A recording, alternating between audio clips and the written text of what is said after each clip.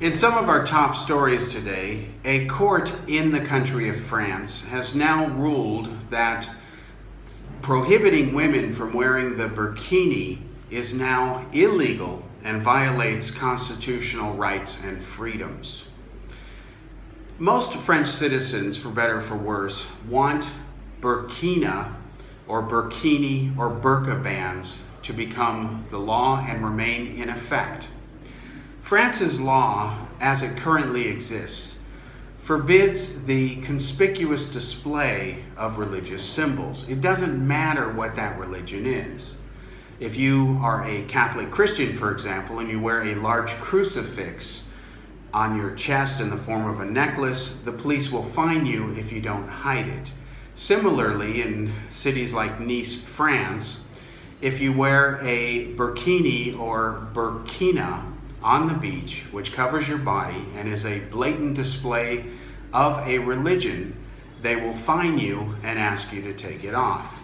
Now that is a law. The law is meant to reinforce secularism. It is not intended at all to discriminate against any particular religion. For the only reason that matters, it does not. Now that the French state court has ruled that the law is illegal, several cities which ban the burkina have said they're not going to follow the law. The issue will now go back to the French Parliament to either be amended or changed so that it can be declared by the courts to be constitutional, regardless of its eventual future outcome.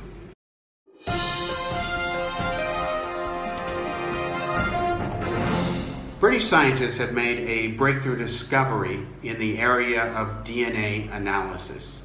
DNA stands for deoxyribonucleic acid. Scientists in a large study of human faces can now start to reconstruct what a criminal might very well look like based on DNA evidence found at the scene of a crime. While this study is just in its infancy and needs to be further refined, scientists admit that more genes exist that have to be factored into the study to improve any theoretical facial reconstructions. It may be in the very near future. In fact, if the continued technology evolves as it is, within a couple of years, scientists will be able to retrieve DNA evidence from the scene of a crime and be able to issue wanted notices on the internet and in print and elsewhere, alerting the public and giving them a very detailed description of what the criminal actually looked like. In fact, they'll be able to render imagery of the criminal that is as good as a photograph taken of the criminal himself.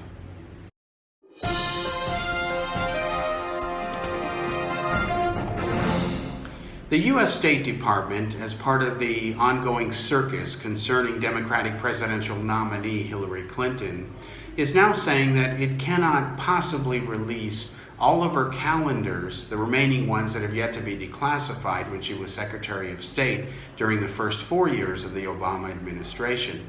The State Department is now telling the judge, of course, this was predictable, that they can't release everything before the election is held in November. Gee, how convenient. An analysis by the Associated Press of what has been released so far reveals that about half of Hillary's appointments, not surprisingly, were with pay-to-play donors. These were large contributors to the Clinton Foundation. In fact, Hillary had at first agreed or had said she wouldn't meet with some of these people, but yet after the Clinton Foundation intervened magically and after money started to flow into the Clinton Foundation's coffers by some of these people who wanted FaceTime with her, and when I say FaceTime, we're not talking about the Apple video conferencing software, we're talking about one-on-one person-to-person communication here. Not coincidentally, to anybody who studies this issue objectively, after money started to flow into the Clinton Foundation's bank accounts, then of course Hillary just magically found the time on her schedule to meet with some of these individuals. The courts are now going to decide the issue of trying to order the State Department to work harder and work faster Surely the State Department could get this done in a matter of weeks or days if it wanted to. Instead, what the State Department is doing, which is what they've always done where it concerns declassifying material, especially as it relates to Hillary Clinton, is they're trying to run out the clock so that if any damaging, or let's say more damaging information comes out, it will do so after the election, after it is too late to influence voters.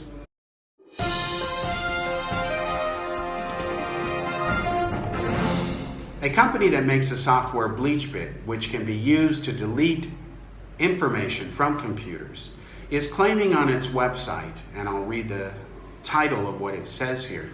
It says, BleachBit stifles investigation of Hillary Clinton.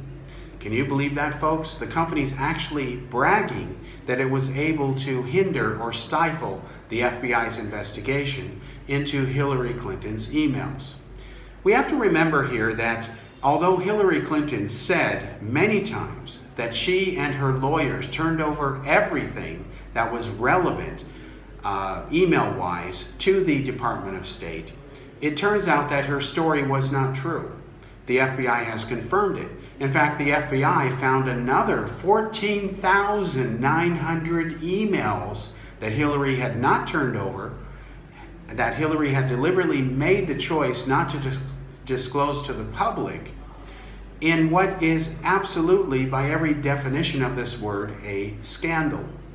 The FBI has also said, as has the Inspector General of the U.S. Department of State, that several of Hillary Clinton's claims just are not true.